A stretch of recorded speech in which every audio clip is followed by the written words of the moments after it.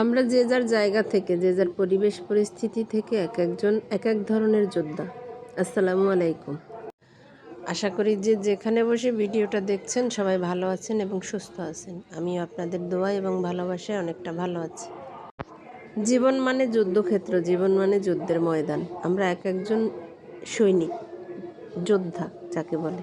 কেউ কারো নিজের স্বার্থে, কেউ কারো ফ্যামিলির স্বার্থে, আবার কেউ দেশের স্বার্থে আমরা যুদ্ধ করি। হয়তো যুদ্ধের ধরনটা আলাদা, কেউ মানসিকভাবে, কেউ শারীরিকভাবে, কেউ নিজের সাথে, কেউ অন্যের সাথে, কেউ পরিবারের সাথে বা পরিবারের বাইরের সাথে। যুদ্ধ করতে করতে আজ আমরা ক্লান্ত, তারপরে কেউ থেমে নেই, ছুটছি তো ছুটছেই অজানার উদ্দেশ্যে। কেউ হচ্ছে জয়ী, আবার কেউ মেনে নিচ্ছে পরাজয়। এভাবেই চলছে মানুষের জীবন, চলছে এবং চলবে